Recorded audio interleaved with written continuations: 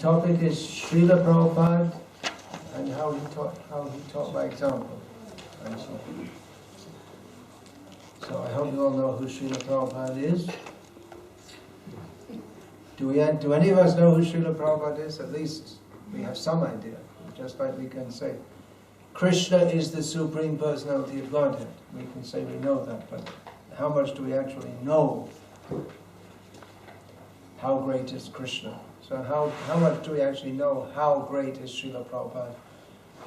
We can say his biography, he was born in 1896, although better to say he appeared in this world in 1896.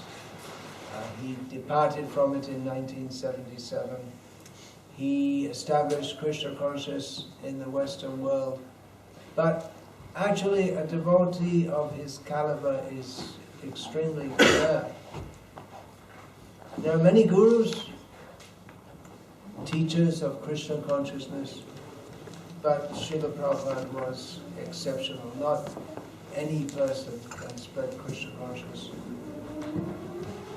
in the Western, all over the world. Kali Kale Julat Harman Narma Shankitan Krishna Shakti Bina Nahita Pravartan. In this age of Kali, the Yuga Dharma, or the process of God realization for this age is chanting the names of Krishna. And only one who is especially empowered by Krishna can do that. It's not like teaching mathematics or sociology or something. Anyone with a little brain power and application can study it, and then they can get taught how to teach it. But to teach Krishna consciousness, one has to be full of Krishna consciousness oneself. Of course, one can do so officially. There are many teachers of Krishna consciousness who do it as a family profession, or they do it in a manner which is designed to make people feel happy and religious and pious and good, but not in a manner that will bring them out of this material world, that will bring them to fully surrender to Krishna. There are many speakers on Bhagavatam and Ramayana who speak among pious Hindus who like to hear these things. But the pious Hindus, they're not so pious that they like to hear about giving up material attachments, fully surrendering to Krishna. They mostly think that by hearing these topics, we shall be benefited and our material life will go on very nicely. Srila Prabhupada was a different kind of speaker. He spoke to remove the material attachments of people so that they could get their ultimate benefit, which is, as Krishna states in Bhagavad Gita, Sarvadhamam Parityaja Mamekam Sharanam Vraja. Ultimate benefit comes by full surrender to Krishna, the Supreme Personality of Godhead. So Srila Prabhupada, he taught Krishna consciousness. And how can one teach? By practice and precept. That means it's not just by telling people that others will take up Krishna consciousness. Just like Srila Prabhupada himself gave the example, if you want to teach someone to stop smoking, it's no good to smoke yourself. Who's going to follow you? They'll follow your example more than what you say. So the teacher has to be ideal. Srila Prabhupada taught Krishna consciousness, and he himself was the living example of what it means to be fully absorbed in love of Krishna at every moment, with no interest other than to love Krishna and to give Krishna to others. Again, there have been many devotees of Krishna in India who are great devotees, fully absorbed in love of Krishna, but to bring that to others, that is even more than someone who is simply absorbed in chanting and worshipping Krishna, but even as Krishna again states in Bhagavad Gita, that one who preaches his glory and brings Krishna consciousness to others is most dear to Krishna. So Srila Prabhupada's love of Krishna was such that it wasn't just in his heart, but it was overflowing, and he wanted to give that to others. Now, how can people be Krishna conscious? Well, the standard process is there of hearing and chanting about Krishna. That's what Srila Prabhupada gave us, the basic program, just like this program is going on here right now, under the order and guidance of Srila Prabhupada. And it's a standard format that we chant Hare Krishna, and then we hear something about the philosophy of Krishna consciousness. So this is the standard method by which Krishna consciousness is revived. Krishna consciousness is in everyone's heart. Who's a devotee of Krishna? Everyone's a devotee of Krishna. Even the trees out there are devotees of Krishna. Doesn't look like it, does it? There's a huge pigeon out there. I never saw such a big, looks like a pigeon sitting on a branch. That's also a devotee of Krishna. But, oh, there's another one, two of them, lovebirds. Maybe I'm just not used to seeing such big pigeons. They're getting lots of sadhana. So every living being is constitutionally part and parcel of Krishna. But only in the human form of life can we take to the process of reviving that. So that process is based on Shravan and Kirtan, hearing and chanting about Krishna. Nitya Siddha Krishna Prem Shadha Kavanai Shravanadi Shuddha Chitte Kariyayodai. Every living being is by nature Krishna conscious. It's not a religion, like someone's a Muslim, someone's a Hindu, someone's a Christian, someone's an atheist. Listen, for many atheists, they're like religiously atheistic. They're on a campaign to make others atheists, just like some people are on a campaign. We're on a campaign to try to make people chant Hare Krishna. So, it's not a religion in that sense, a kind of belief, as Srila Prabhupada was often asked, what do you believe? And Srila Prabhupada would reply, it's not a question of belief, it's a science, it's a matter of understanding the science of the soul. So this innate Krishna consciousness, which is covered by ahankar, by the sense of thinking myself different from Krishna, the sense of thinking myself separated from Krishna, that innate characteristic of every living being to love Krishna is revived by hearing and chanting about Krishna. So that's what we do. That's the basis of the Krishna, all the Krishna conscious activities. We should hear and chant about Krishna and what Krishna taught in Bhagavad Gita. These are the subject matters that we hear about. And we chant the names of Krishna, we chant the teachings of Bhagavad Gita and Srimad Bhagavatam. So we're doing that. And as a result, those of you who are coming regularly and taking it seriously, taking notes means very serious, to try to understand, then the effect of doing that and applying oneself to the process of Krishna consciousness is that one gradually becomes Krishna conscious. And what does Krishna conscious mean? It means to be conscious of Krishna, to think of Krishna, to have one's consciousness absorbed in Krishna. That is the perfection of life, like the residents of Vrindavan. Their perfection, what is their perfection? The Mother Yashoda, she's a cowherd woman.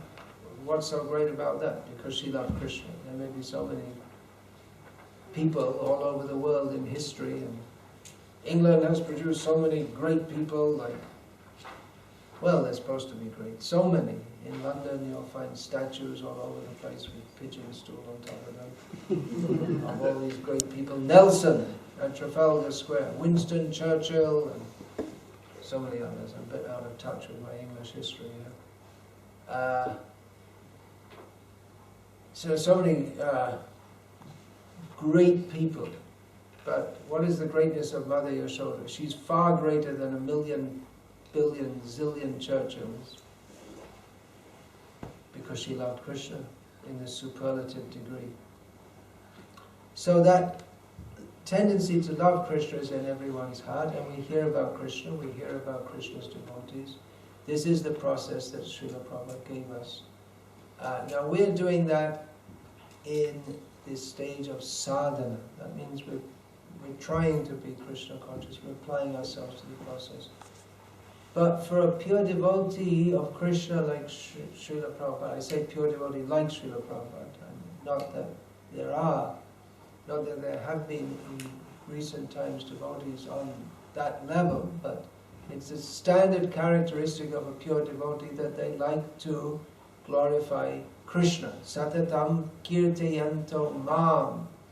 Krishna mentions the qualities of the great devotees. The first quality he mentions is they like to always glorify Krishna. So this is the most prominent characteristic of Srila Prabhupada.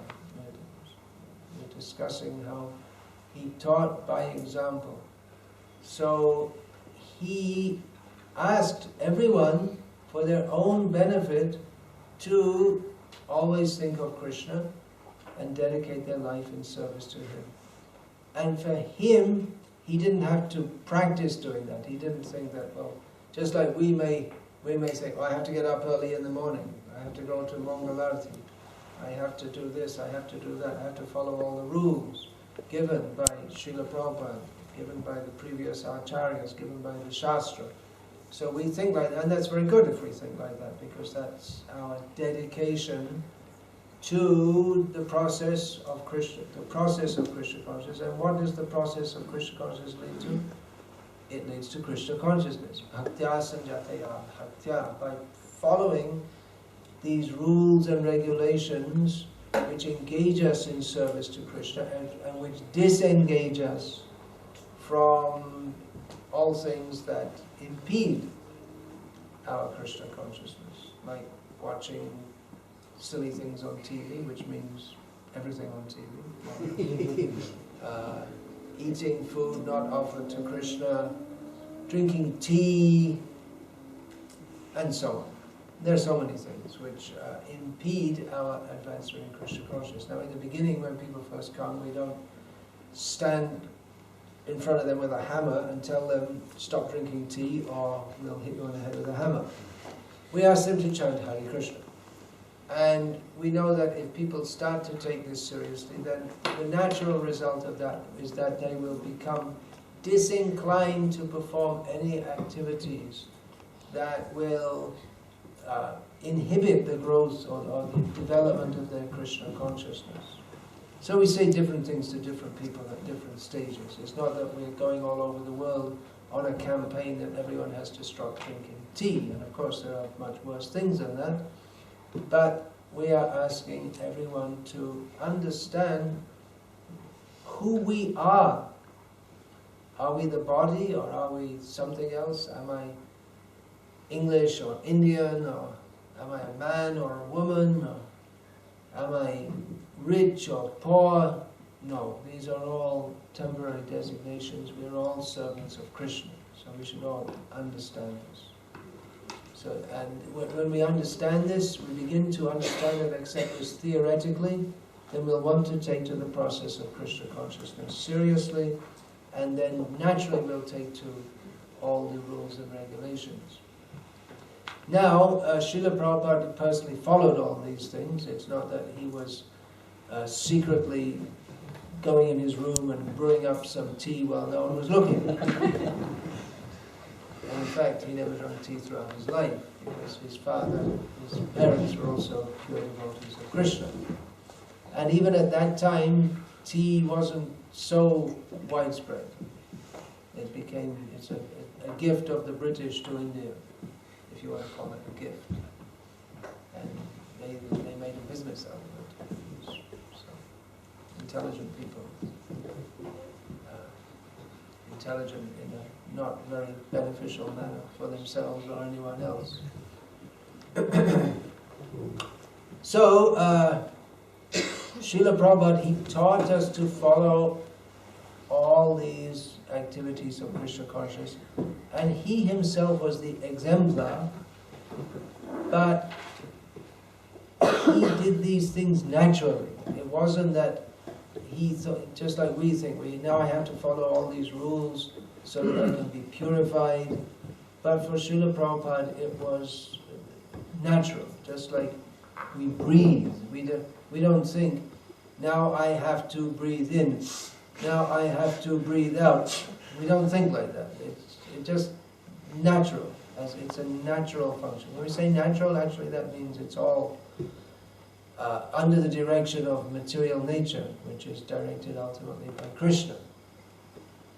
But we don't think about it. The scientists can analyze that there are certain areas of the brain which control this function, but why that should be, they can't explain. The ultimate answer, again we find in Bhagavad Gita, Ishvara Sarva Bhutanam Hrideshe Arjuna Tishtati Brahmayam Sarva Bhutani Yantararudhani Maya. Krishna in the heart of everyone is directing the wandering of all living beings who take different machines. Now we have a human machine. There's oversized pigeons, they have oversized pigeon machines. The trees have tree machines, and it's all the functions are regulated by the Supreme Personality of Godhead. So it's not just by chance that everything has come into being. So just like we naturally breathe, for Srila Prabhupada, he naturally always thought of Krishna and naturally always acted in a manner that was fully Krishna conscious. So he was the best teacher. Now, a fully pure devotee of Krishna doesn't have to follow the rules and regulations of a beginner. That's an easy principle to understand. Just like, well, they may do also, just like you'll find that expert singers, they'll also, when they practice every day, you have to practice, even if you're expert, otherwise you lose it. So they also start off with singing the Saragama, all this, in the beginning of their warm-up, they'll just do some very simple practices. But they don't, because they're practiced, and they, of course, to be an expert singer is not just a matter of practice. One has to have some innate ability. That means carried over from a previous life. But they don't have to go through all the basic practices. They're already on a more advanced platform. But for the beginner singer, if they try to imitate the expert, well, there may be so many problems. They may not be able to follow in time. Their voice might be off key, and so many problems. They may strain their voice due to not knowing how to control it in the proper way.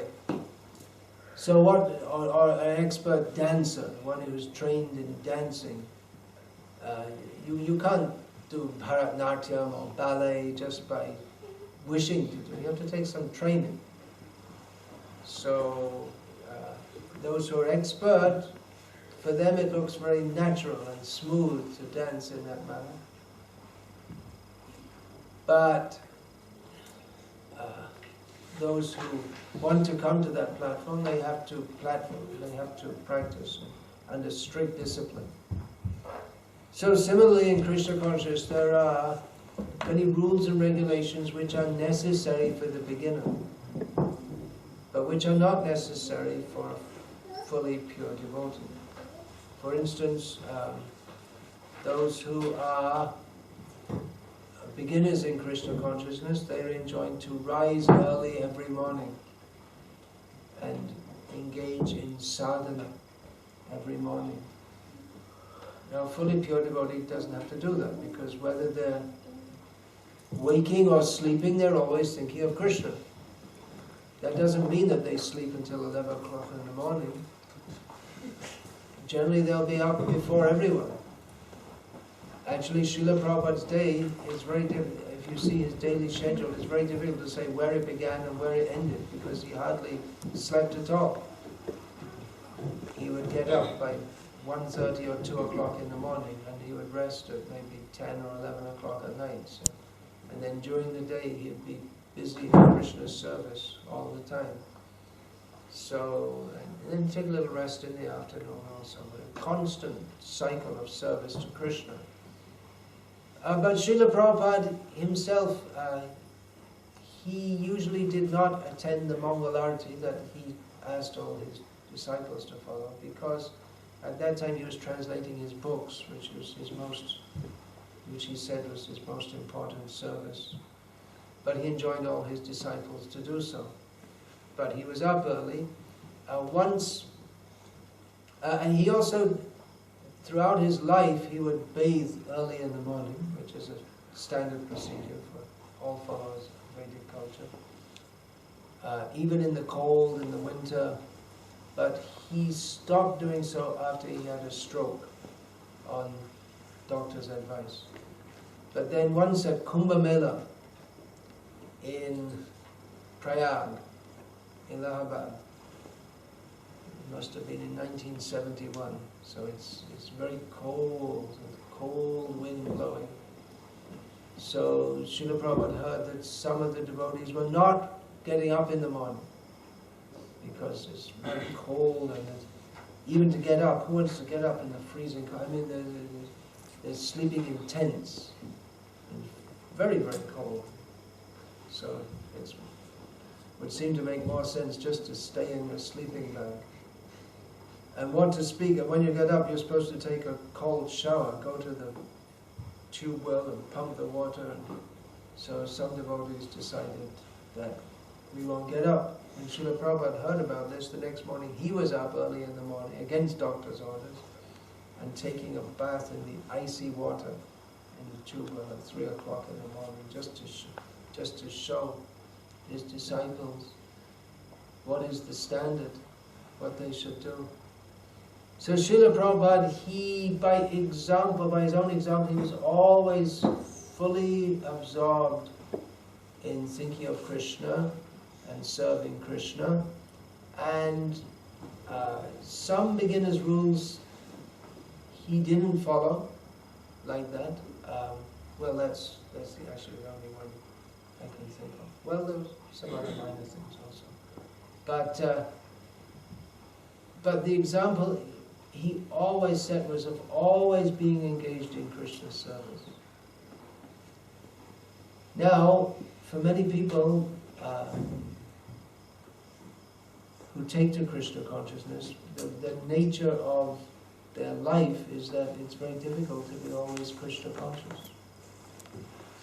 Just like if you're working in a bank, you can't sit and chant all day. You have to think about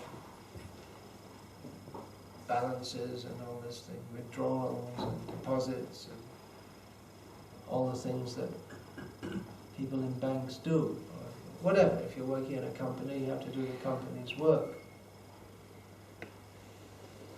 So that makes it more difficult.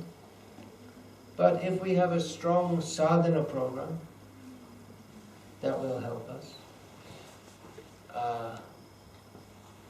Srila Prabhupada, one of the very important programs that he emphasized very much, that we've been slow to implement in our movement, is that he wanted to create a situation in which everyone could be fully Krishna conscious. That means that mostly the householder devotees, they like that. You have to do some job, and that means you have to associate with materialistic people who have no interest in Krishna consciousnness. So that's not very favorable for taking up Krishna consciousness, for being Krishna. One can be Krishna conscious, but there's some obstruction, is there? So Srila Prabhupada, he wanted to set up farm communities where people could live simply, and grow their own food, and live, just all devotees living together, so that we can associate with devotees, and we can have programs together. And if we live simply, then we shouldn't have to work so hard. Because people have to work hard because they have so many artificial necessities. Just like in modern life, a car is practically a necessity. It costs a lot of money. And it costs a lot of money for the petrol and the license and so many things, spare tires, and on and on and on. And cell phone is considered a necessity, TV, and on and on and on. Soap, razor blades, and so on and so on and so on. But if we live simply, then we don't need all these things. You don't need a mobile phone. If you communicate with the people who are around you, that's all. I mean, people lived, believe it or not, some of you may even remember the days when, for thousands of years, people lived without cell phones. Nowadays, you can't imagine living without one. I never had one. I'm still alive. Still functioning in the world somehow or other. So if we live simply, then we don't need to work hard to produce so many things which we don't actually need. And this was a revolutionary social teaching. Now, why we may ask, well, if Srila Prabhupada was concerned with Krishna and sending people out of this world back to God and back to the spiritual world, then why does Srila Prabhupada give social teachings? Because the social situation in the world is such that at the present time it's difficult to be fully Krishna conscious. The whole atmosphere is against that. So Srila Prabhupada recommended this, that live simply, produce your own food, and live in this way, live with devotees, so all devotees can live together. So that means even when you're working, you can chant Hare Krishna. Farm community doesn't mean that everyone is farming, but there'll also be teachers, housewives, and smiths, and doctors, and all different kinds of professions. Although, as in traditional society, everyone would grow something. People would have a kitchen garden, grow your own vegetables, like that. And it's not that difficult, actually. So, that was a very revolutionary move of Srila Prabhupada, which he wanted to show that. He said that I want to show this. How to live on the land and be Krishna conscious. He gave many directions for that. He himself showed that even though he had so many temples all over the world, just like you've all seen Srila Prabhupada's quarters at Bhaktivedanta Manor, very opulent quarters, like something like the Lord of the Manor, you could say, although Krishna always emphasized that Krishna is the Lord, but people come to see him. Many aristocratic people came to visit Srila Prabhupada, and he would preach to them in that situation. So he utilized that facility for preaching Krishna consciousness. When he met Srila Prabhupada, Shyama Sundar, one of Srila Prabhupada's disciples, he arranged for many, many prominent people to come and meet Srila Prabhupada. And Srila Prabhupada would preach Krishna consciousness, and they wouldn't all agree, but he would preach to them the principles of Bhagavad Gita. He would directly present to them Krishna consciousness.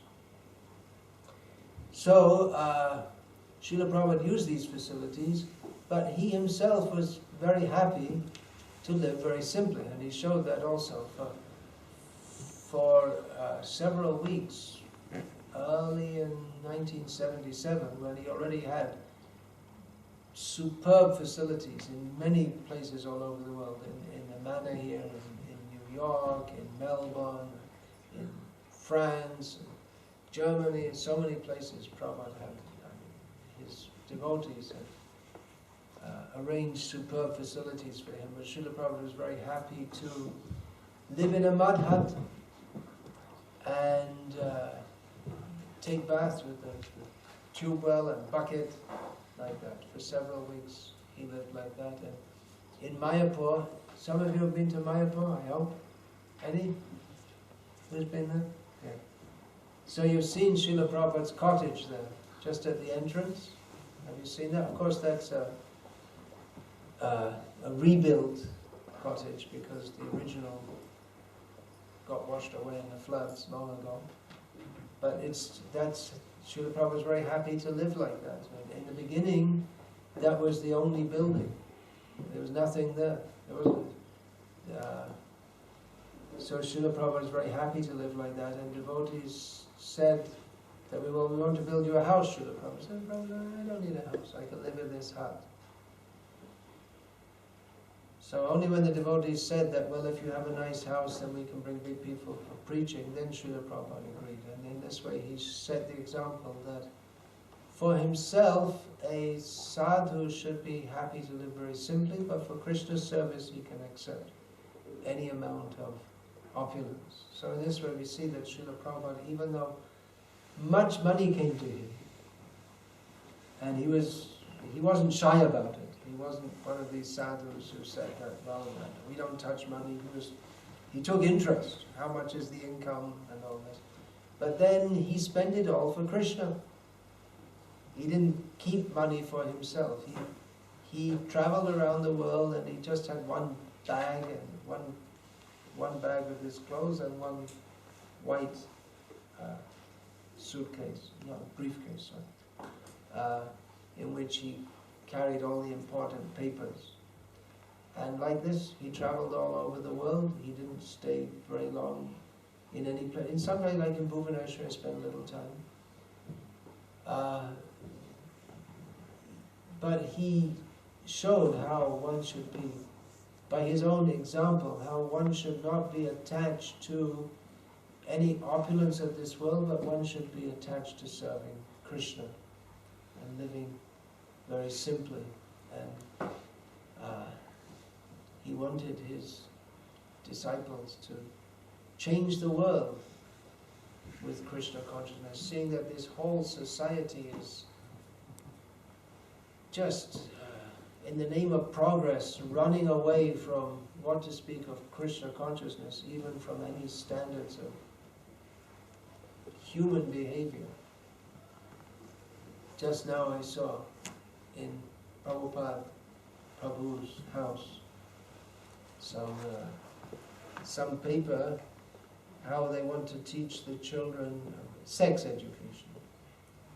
So, and they said, well, the parents have the choice not to put their children in this. So I looked through what they were proposing to teach, but there's nothing about how the whole society is just emphasizing illicit sex so much, and this is the problem. They don't say that. Their whole society they're promoting lust and greed and violence, kam, krodh, lobh. These are the three gates to hell, Krishna says in Bhagavad Gita. Trividha narakasya dvaram nashanam atmanam kamas krodhas tatha lobhas tasmat etat trayam tyajet. Krishna says there are three gates to hell: kam, krodh, and lobh, lust, anger, and greed. Therefore these three should be given up. But these are the very basis of modern life, and then they're promoting these, and then they're worrying why the children at the age of 10 they have to have sex education, which wasn't required previously, but now it's required because from the very early age the children are completely exposed to this. I mean, this is violence. They talk about child abuse, but the whole society is child abuse.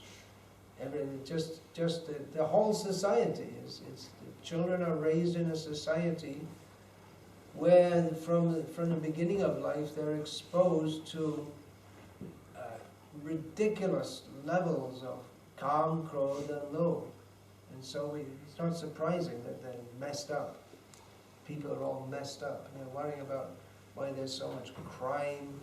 And what do you expect? If you make a society that's the consumer society, by its nature is based on trying to get people to purchase things that they don't need and don't want, and you have to try to make them want it. Just like, as I've given this example, maybe this is the 1000th time, Coca-Cola. No one would ever purchase Coca-Cola if it wasn't advertised, because there's nothing of any value in it. And as far as I remember from 40 years ago or so, when I last drank it, it doesn't even taste very nice.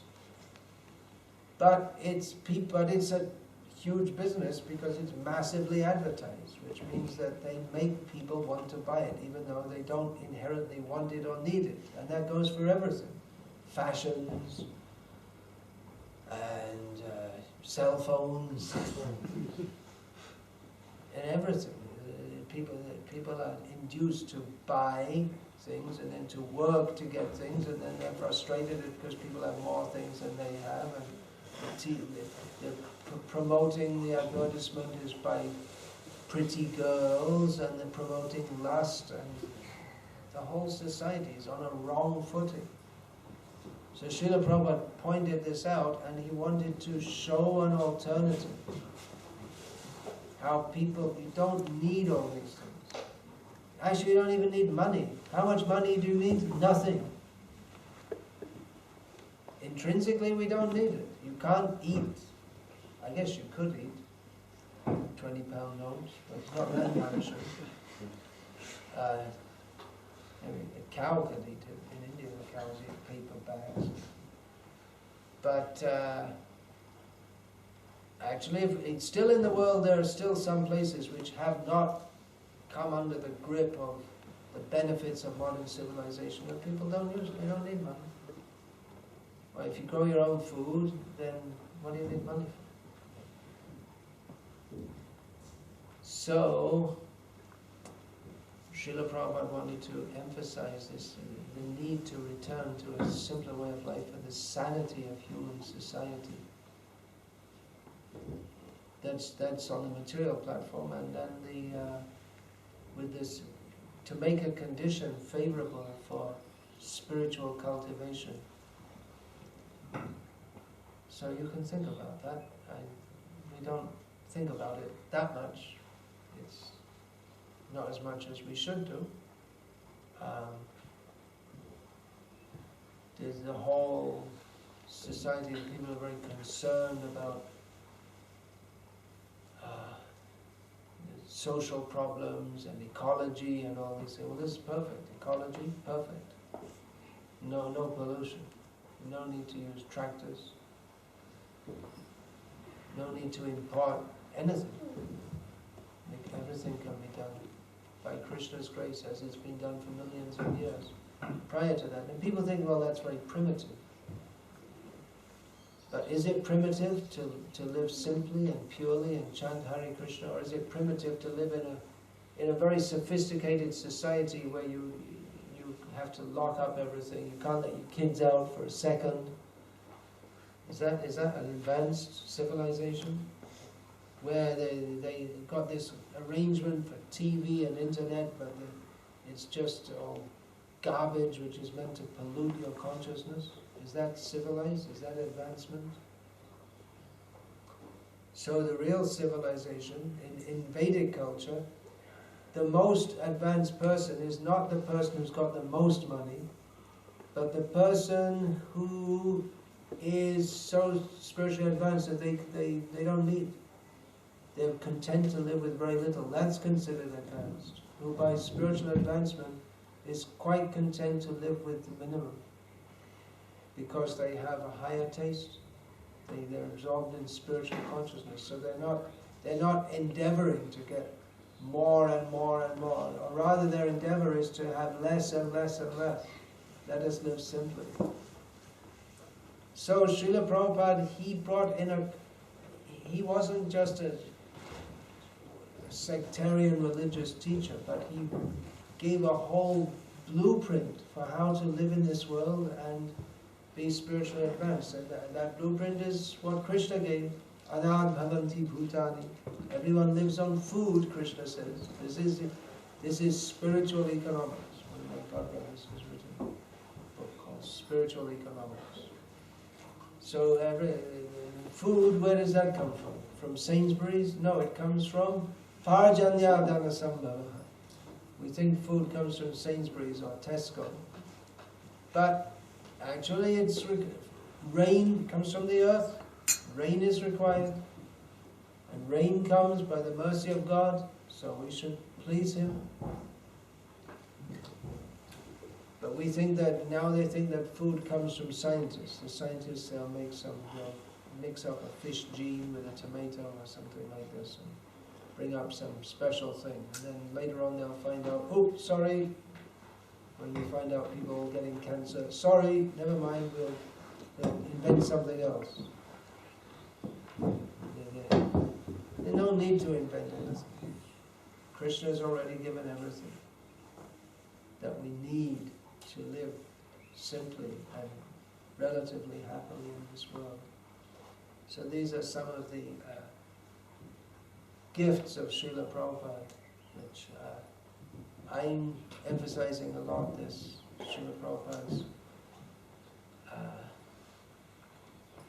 blueprint for a simple living, high thinking, social revolution, because someone should at least say it, so the devotees can at least know about that. That's a major part of Srila Prabhupada's preaching. Srila Prabhupada said 50% of my mission. So that's a lot. So at least I'm talking about it, and from my talking, some devotees have become inspired to actually do that. So maybe one of you will. I'm not saying you have to. There comes a point in many devotees' lives when they're working in the corporate world or whatever it may be, or driving a bus or whatever it may be, and they think, I'd really like to spend all my time in Krishna consciousness. How can I do it? Or I'd really like to raise my children in an atmosphere in which the teachers don't think it necessary to give the, seeing the things they want to teach the 10-year-old kids. And it's just horrible. So raise them in a culture where they can be protected from all of this, and the children can learn about Krishna instead of learning about Nelson and all this kind of stuff. Better to learn about Krishna, isn't it? And learn about Nelson and Drake and Raleigh and all these Shakespeare and all. Better learn about Krishna. You can learn about all the great heroes of the British Empire. Then you'll get born as a rat in Britain. Have the pleasure of being a British rat. I'm a British rat. I'm better than all those French rats. You might think, what's the value of that? Better to hear about Krishna and go to Krishna. You can become a cow of Krishna. You won't get slaughtered. Like the poor cows here. One can become a cowherd friend of Krishna and run with Krishna in the fields, or a cowherd girlfriend of Krishna and dance with Krishna, kiss Krishna, cook for Krishna. So there comes a point in many devotees' lives when they'd like to do that, and let's at least start to think how we can work toward that. It can be done. Devotees in many parts of the world now are again thinking of Srila Prabhupada's order to set up communities like this. So I didn't stick so much to the subject of how Srila Prabhupada taught by example, because like I say, I'm thinking a lot about this, how this is the real direction that Srila Prabhupada wanted our movement to go in. On the mass scale, he wanted that. Of course, there are many things Srila Prabhupada emphasized. Mass distribution of his books was like the first phase for mass propagation. But then when people become Krishna conscious, He wanted these farm communities. He didn't say that everyone had to join them, but he recommended that. In scientific preaching, defeating the Mayavadis, that was Srila Prabhupada defined his own mission. He wrote his own pranam mantra, Nirvishesha Shunyava Vipaschataveshatani, delivering the Western world from the impersonalists and the voidists. So we see that's a major part of Srila Prabhupada's mission to attack and defeat the Mayavadis. These were terms that Srila Prabhupada used in mundane science and all these things. Srila Prabhupada was against all the atheistic science because it creates so many myths by which everyone becomes further and further away from Krishna consciousness. So Srila Prabhupada had a very broad mission. It wasn't just for Hindus or just, at that time it was mostly hippies who were taken to Krishna consciousness. It wasn't just for hippies. It's meant for everyone. That everyone is intrinsically part and parcel of Krishna and should take to Krishna consciousness for their own good. And Srila Prabhupada, by his personal example, showed how we can live in this world, Padma Patramevambhasa, like a lotus lives in the water but above the water. So we can live in this world and be fully absorbed in Krishna. So we have a great mission. Srila Prabhupada gave a great mission to... The first great mission we all have is ourselves to be Krishna conscious. And that seems to be not so easy. Because Maya is very strong. And on top of that, we have to try to bring Krishna consciousness to others. But if we attempt to assist in that, then Krishna also helps us. God helps those who help themselves. And attack is the best means of defense. So those are a few thoughts about Srila Prabhupada and his glorious personality, his glorious mission. So if there are any questions or comments about that, please bring them up now.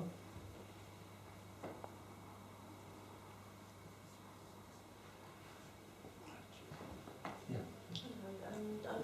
I'm about to go into youth work as a mentor, and what you were saying is so true about the education in schools and everything. And children are pre-conditioned to this world of sex and mobile phones, computers, everything else. Pills. Yeah. What Pills and substances. Yeah. Even the apart from the illegal substances, the legal substances. I mean, any little problem the kids have, and the doctors chuck a bunch of pills in their mouth, and they get from an early age.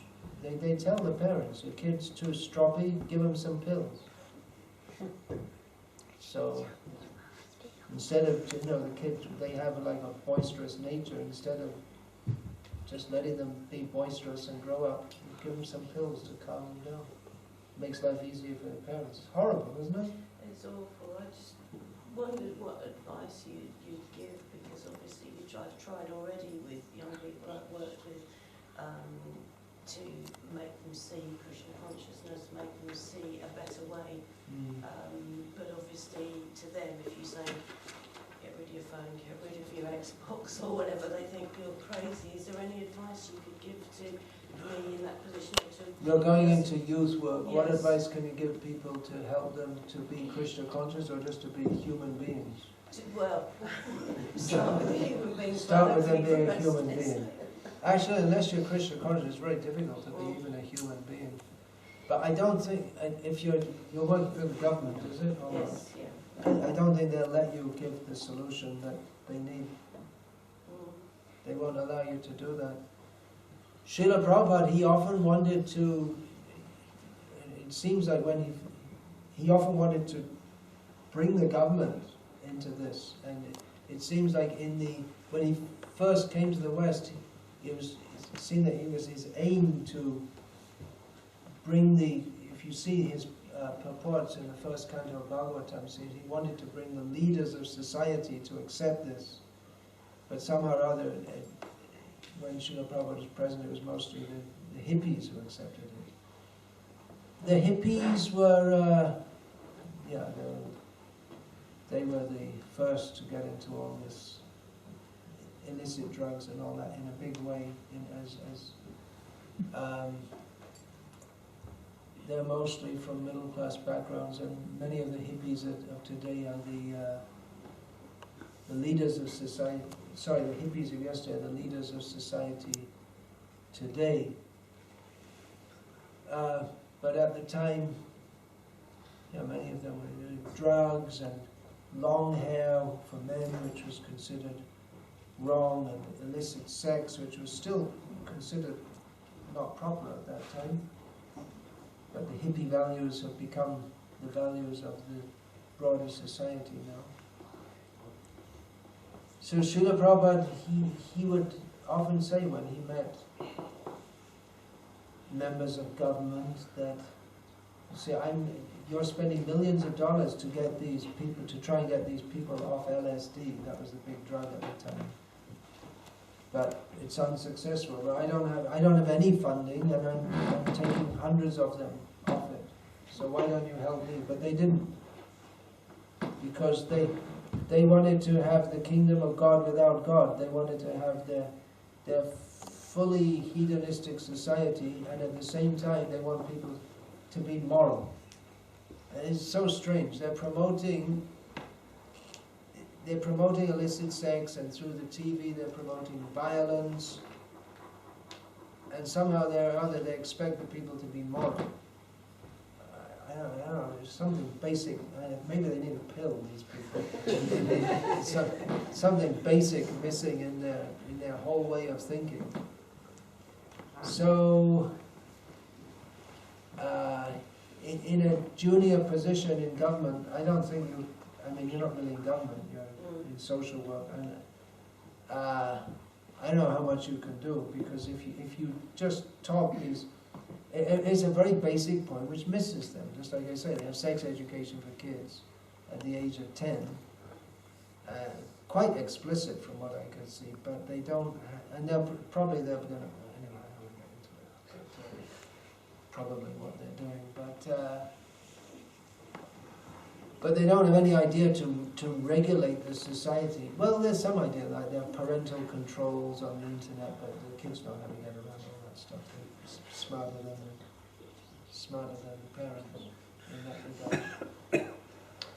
So, what to do? The best thing is to push on the Krishna consciousness movement with full force and bring it to the attention of the leaders that your society, it's on a collision course for disaster. It already is a disaster, but just, you think it's normal to spend millions of pounds on trying to stop kids taking drugs, and you think that's normal. And it's already a social disaster. This whole society is a failure. Actually, the whole society, they should just have a complete rethink. I mean, they just presume by promoting democracy and equal rights and human rights and all this thing that everything will be better. And if things go wrong, then go see a psychologist. But the actual result is that the society is a disaster. So it's time for a complete rethink. Why don't they think of that? That the society is a failure. Actually, if you have to lock your house when you go outside it, then the society is a failure. You shouldn't have to do it, but you can't. That sounds stupid to you because it's just you have to. But if you can't trust other people who live around you to respect your dwelling and your property, then the society is a failure. If there's one thief, then there's something wrong with the society. And there's still places in the world where people, they just go outside their house and leave the door open. There's still places, still in India there's some places like that. Not many. It used to be in Ireland 40 years ago, I used to travel around Ireland, and in the village, people, they'd be outside, and you go in their house, and there'd be no one there. The door would be wide open, because there were no, they knew everyone around them, and there were no, you don't steal from your neighbors, you don't knew each other. So what is just normal behavior in the modern world certifies that the whole society is sick. It's completely sick. The whole society needs a whole rethinking. It's I mean, you're asking what you can do with the youth. It's something like, you know, someone falls from the 10th floor and, you know, the whole body is completely smashed, and you want to bring a band-aid. You know, what's it going to help there? You know, blood, and all their bones are broken. Don't worry, I've got a band-aid. And, you know, the government's given us $1 million to hand out band-aids. So the whole society is so seriously sick. We need a whole rethink. What is this society? Every symptom of it shows that it's a sick, sick society. Everything, pretty much everything about. You could say it's good intentions, but then, you know, that's the road to hell, isn't it? Good intentions are not enough. You have to know what you're doing. Just like someone has a heart attack and someone says, "Oh, don't worry, I'll perform a surgery." Are you a trained surgeon? No, but I wish him well, and I've got a knife, and you know. It's not enough to have good intentions. You have to know what you're doing. So people may be well-intentioned, but they clearly don't know what they're doing. The society is a total mess. So it's time. They should just take stock of the whole situation. Where are their policies taking them to? What is this society? Where is it going to? What do people get out of it? I read somewhere that 70% of people in America seek psychiatric help at some time in their life. And America is supposed to be the greatest nation on earth, and it still is in some sense. It's on the way down, but still. That means the country's crazy, right? The other 30%, they probably need it too, but they just don't go also. I mean, I mean, to seek psychiatric help means that you have serious problems, right? I mean, if you just, you know, get a little ticked off now and then, you don't need to say a psychiatrist, but seek psychiatric help. Psychiatric problem in the whole society. Even many years ago, they're finding that. What was it? The mayor of Washington, D.C. was prosecuted for selling drugs. And in the White House, this was years ago, in the White House, they busted drug ring. It's a sick society. Anyway,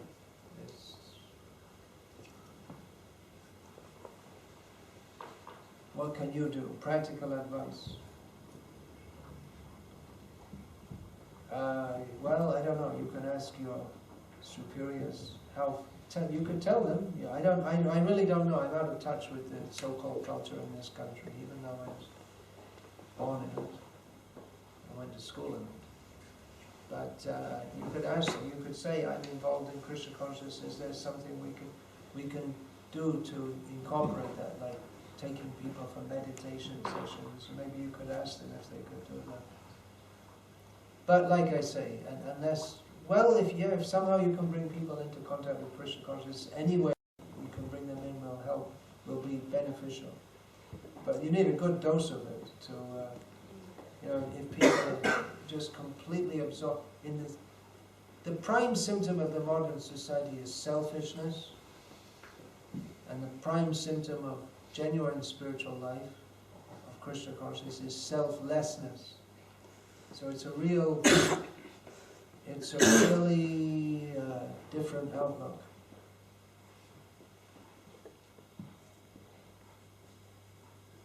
Why do you take drugs? Why do you do this? What do we want actually? Ultimately we all want happiness, isn't it? But people are not happy. So how to get happiness? That should be the real question, not how to get more money. Not how to avoid paying your taxes.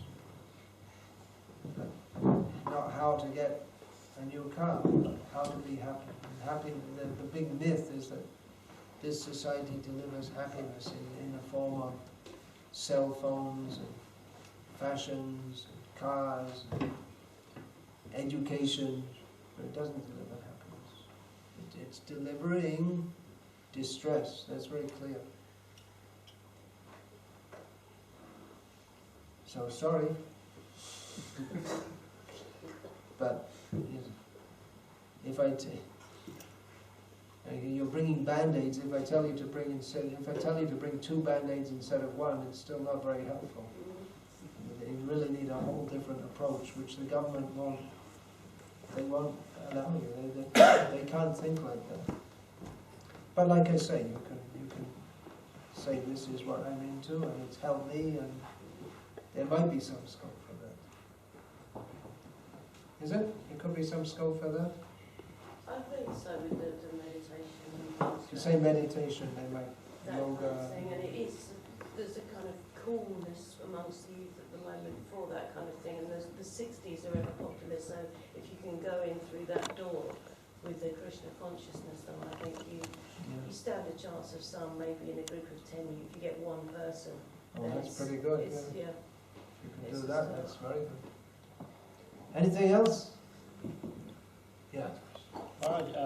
In the Bhagavatam, I think, I'm not sure which canto it is, I think the 4th canto, it says about how the leaders in Kali Yuga are putting in taxes to the general population, cheating the population out of money for their own. Right, in the text of Bhagavatam itself it says that in the 12th canto.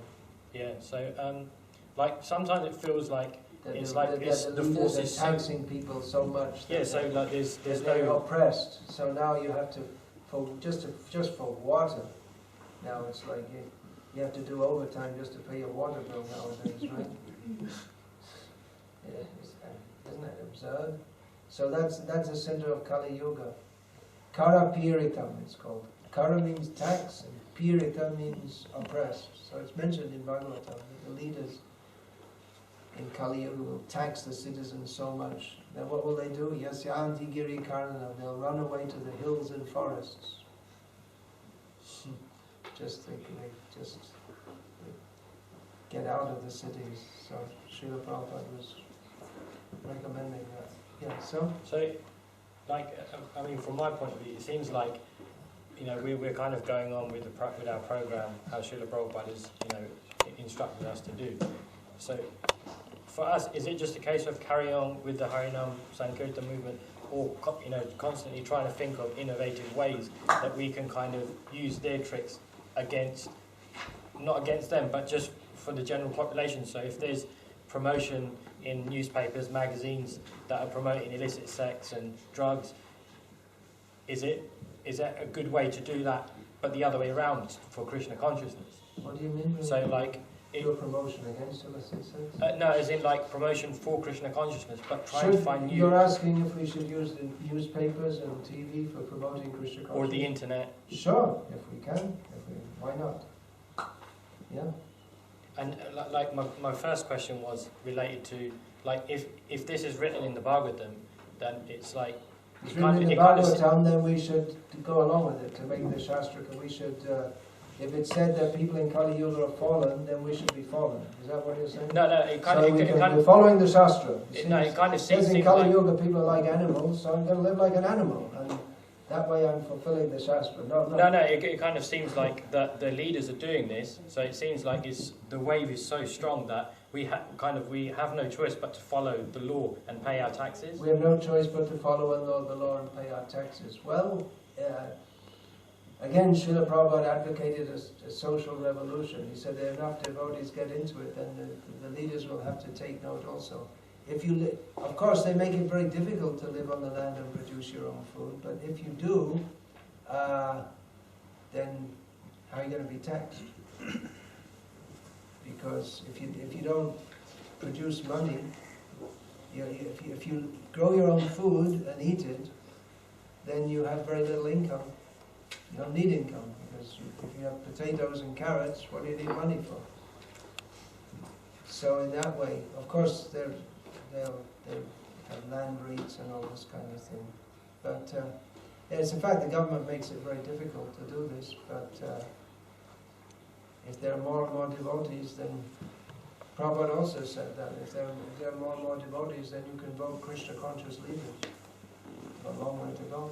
But that was Srila Prabhupada's vision. In the meantime, what can you do but pay your taxes? They're squeezing you. But some devotees at some point may think, hey, let's take this up, let's be bold, let's go for this. Let's try and fulfill Srila Prabhupada's dream.